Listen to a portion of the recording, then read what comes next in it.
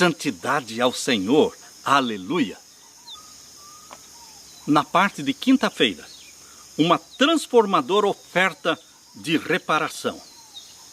Queridos, Jesus não morreu como mártir. Ele decidiu morrer espontaneamente.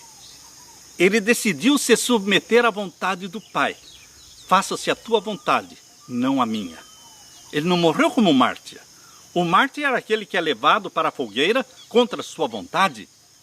O mártir não é aquele que está pedindo para morrer. Mas Jesus Cristo, ele disse, eu vou morrer pela família humana. Eu salvarei a família humana, custe o que custar. Por isso ele disse, eu dou a minha vida e torno a tomá-la. Ele doou a sua vida. Não é que tiraram a vida dele. Ele doou voluntariamente. Este é o evangelho da salvação. Abra sua Bíblia em Isaías 53. E agora vamos ler os versos 10 em diante. Aqui no verso 10, Isaías 53 diz, todavia ao Senhor agradou moê-lo. Como, queridos? Como agradou ao Senhor Deus, o Pai? Como agradou a Ele moê-lo ou quebrantá-lo? Queridos, era da vontade do Pai que Jesus Cristo morresse na cruz? Sim ou não? Sim, era da vontade do Pai. Jesus nasceu nesta terra para morrer. Como eu disse em outras ocasiões, Jesus não veio fazer um turismo na terra. Jesus não veio passear pela terra. Ele nasceu já com a missão de morrer. E há pessoas que pensam, não, mas ele morreu porque ele foi rejeitado pela nação de Israel. Não, não foi porque foi rejeitado pela nação de Israel. Outros dizem, ele morreu porque Judas o traiu. Não, não foi porque Judas o traiu que ele morreu. Por que é que Jesus morreu? Porque esta era a missão dele. Mesmo que Israel o abraçasse como Messias, ele teria que morrer. Não há salvação, não há perdão sem sangue. O sangue daquele cordeirinho, lembram-se vocês do primeiro cordeiro que foi morto lá no Jardim do Éden? E Deus arrancou as folhas de figueira de Adão e Eva e os vestiu com a pele do cordeiro? Aquele cordeirinho que começou a morrer lá no Jardim do Éden e continuou sendo morto, ano após ano, século após século, durante todos esses 4.000 anos de pecado. Esse cordeiro era simbólico, profético, apontava para o Cordeiro de Deus que um dia viria e morreria pelo homem. Jesus teria que morrer. Se não fosse pela traição do seu próprio povo, se não fosse pela traição de Judas, ele morreria pela mão dos romanos, mas ele morreria para a salvação nossa. Ele veio para morrer. Então, queridos, quando diz aqui no capítulo 53 e no verso 10, todavia ao Senhor, se referindo ao Deus Pai, agradou moê-lo, agradou quebrantá-lo, é porque ele teria que morrer, senão o Pai teria tirado o cálice amargo da morte. Quando Jesus por 3 vezes pediu, passa de mim este cálice, o Pai teria tirado o cálice se o Pai não quisesse que ele morresse, mas o Pai queria que ele morresse. Filho, você nasceu para morrer. Por favor, fique firme na sua missão. Beba o cálice amargo da morte. Por isso, neste sentido, a Bíblia diz aqui, a profecia diz, agradou ao Pai quebrantá-lo, moê-lo, fazendo-o enfermar. Ele assumiu sobre ele os nossos pecados. Porque a transgressão da lei de Deus, tanto Lúcifer no céu, quanto Adão e Eva no Jardim do Éden, eles transgrediram a lei de Deus, e a lei de Deus exige a morte do transgressor. Alguém tinha que morrer. E Jesus disse, eu morro pelo pecador. Eu não morro por Lúcifer, mas eu morro por Adão e Eva, eu morro por todos os descendentes de Adão e Eva. Então, queridos, agradou ao Pai quebrantá-lo, fazendo-o enfermar, quando a sua alma se puser por expiação pelo pecado. Jesus Cristo, sua vida foi colocada como expiação pelo nosso pecado. Lembram-se vocês que no dia 10 do 7º mês, no dia da expiação, no santuário terrestre, no dia 10 do 7º mês, dia da expiação, 2 bodes eram escolhidos. Um representando Jesus, outro representando Satanás. O bode representando Jesus era morto e com o sangue daquele bode, o sacerdote, o sumo sacerdote entrava no Santíssimo e fazia a purificação do santuário. Mas o bode representando Satanás não era morto. Não derramava o sangue. Ele recebia os pecados que ele fez com que o povo de Deus cometesse, recebia os pecados sobre ele e era levado para o deserto. e lá ele era deixado no deserto para morrer. Mas o sangue dele não era derramado. Não confunda a purificação dos nossos pecados ou a expiação feita no santuário da terra, e hoje está sendo feita essa mesma expiação no santuário celestial. Desde 1844, o dia da expiação no santuário celestial está sendo processado, o dia da expiação. O grande dia da expiação no santuário celestial. Mas é tudo feito pelo sangue de Jesus Cristo. Satanás não participa. Satanás não participa. Quando Jesus deixar o Santíssimo do santuário celestial, então ele, ao sair do Santíssimo, ele vai colocar sobre a cabeça de Satanás a culpa de todos os pecados que ele fez com que os filhos de Deus cometessem e que os ímpios também cometessem. E ele vai pagar por tudo isso. Ele vai ser queimado pagando por todos os pecados, porque ele é o pai do pecado, a raiz do pecado. Mas, queridos, aqui diz, no capítulo 53 de Isaías, nós estamos lendo o verso 10. Todavia, ao Senhor agradou Moê-lo, fazendo-o enfermar quando a sua alma se puser por expiação do pecado. Ele é a nossa expiação. Ele é o bode que é morto, simbolizado no santuário da terra, mas no santuário do céu, o bode é Jesus Cristo. Ele está vivo. O sangue já foi derramado. Ele morreu uma só vez. E aqui diz, quando a sua alma se puser por expiação do pecado, verá a sua posteridade. Jesus Cristo está vendo a sua posteridade. Está vendo a sua descendência de santos. Jesus Cristo tem uma descendência de santos, uma semente santa na terra.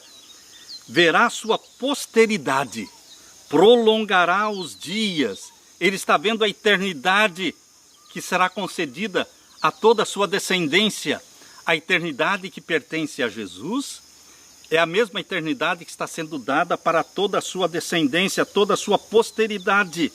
Verá sua posteridade com alegria, prolongará os dias e o bom prazer do Senhor. Jesus Cristo tem prazer nos santos, resgatados pelo seu sangue. E o bom prazer do Senhor prosperará na sua mão. Haverá prosperidade na mão de Jesus Cristo. Haverá muito prazer e alegria dele contemplar os resgatados pelo seu sangue. E o verso 11, o trabalho da sua alma ele verá. Queridos, depois que Jesus Cristo morreu, ressuscitou e subiu ao céu, ele está vendo o trabalho da sua alma. Valeu a pena morrer, valeu a pena se tornar homem, um de nós. Valeu a pena porque ele vê milhões e milhões se convertendo. Você é fruto da salvação em Jesus Cristo. O Evangelho chegou até você. O trabalho da sua alma, diz o verso 11, ele verá. Está vendo. Você ouvindo. Ele está vendo. Você ouvindo esta lição. Este estudo da palavra de Deus. Ele vê em você conversão. Ele vê em você arrependimento. O trabalho da sua alma ele verá. E ficará o quê? Satisfeito. Ele fica satisfeito. O pai diz para o filho, valeu a pena, não é mesmo, filho? Valeu a pena. Você por 3 vezes pediu, passa de mim este cálice. E eu disse, não vou passar este cálice. Mas valeu a pena, não é mesmo, filho? Jesus Cristo diz, sim, pai, valeu a pena. Eu estou satisfeito. Com o seu conhecimento, diz o verso 11, o meu servo, o justo, justificará muitos. Ele é justiça nossa. Justificação pela fé. Não existe salvação pelas obras, não.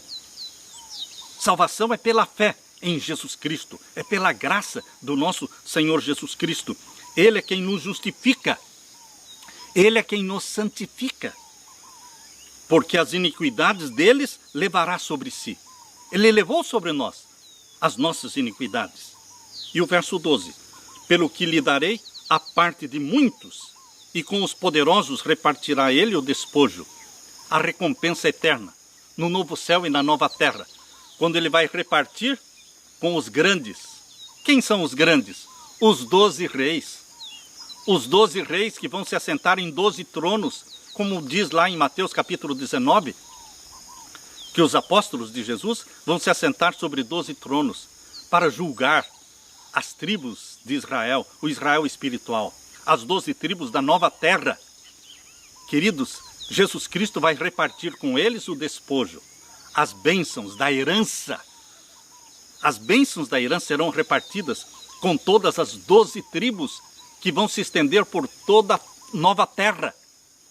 Mas no centro, onde estará a Nova Jerusalém, ali estará o trono do Pai, o trono do Filho. E ali viremos, e ali nós vamos vir, sábado após sábado, adorá-lo. E lua nova em lua nova, viremos ali também comer do fruto da árvore da vida, pelo que lhe darei a parte de muitos, e com os poderosos repartirá ele o despojo, porquanto derramou a sua alma na morte. Não recuou da morte, por isso ele merece, e foi contado com os transgressores, morreu entre os transgressores, ímpios, mas ele levou sobre si o pecado de muitos, os teus pecados, os meus pecados, e pelos transgressores intercede. Temos um intercessor, sim, temos um Salvador. Para que viver com o pecado, se Jesus Cristo nos perdoa? Por que fazermos a vontade de Satanás, se foi Jesus quem morreu por nós? É Jesus que nos ama. Satanás não nos ama. Queridos, é Jesus Cristo que intercede por você. É Jesus Cristo que ressuscitou por você. Sabem, queridos, o professor Sir Alfred Ayer, ele é um filósofo de Oxford, bem conhecido pela sua antipatia ao cristianismo. Ele escreveu: como é que os cristãos podem encarar tal ridículo sem mudar de posição? Por que nos apegarmos à velha e rude cruz? Ele estava ridicularizando a cruz de Cristo. E insistirmos em sua centralidade, recusando-nos a deixar que ela seja empurrada para a periferia da nossa mensagem? Por que deveremos proclamar o que é escandaloso e gloriarmos-nos no que é vergonhoso? Ora, queridos, nós nos gloriamos no que é vergonhoso, na cruz de Cristo. A cruz de Cristo era loucura para os judeus, era escândalo para eles, mas é a nossa salvação. Gálatas capítulo 6, 14, Paulo diz: longe esteja de mim gloriar-me, senão em quê? Na cruz do nosso Senhor Jesus Cristo. É nisto que Paulo se gloriava, é nisto que você se gloria. Não importa que a cruz tenha sido escândalo para os judeus, vergonha para eles, mas para nós é a salvação. Jesus é para nós o que é a cruz. Em 1 Coríntios 2:2, Paulo diz: porque nada me propus saber entre vós, senão a Jesus Cristo e este crucificado. E no livro Evangelismo, página 185, a serva do Senhor diz: Cristo crucificado, Cristo ressurgido, Cristo assunto ao céu, Cristo vindo outra vez, deve ser a nossa mensagem. Exaltem o homem do Calvário, cada vez mais alto, há poder na exaltação da cruz de nosso Senhor Jesus Cristo. Cristo ressurreto, assunto ao céu, prestes a voltar. Esta é a nossa esperança. Eu deixo com você esta esperança. Que Deus derrame sobre você o Espírito Santo.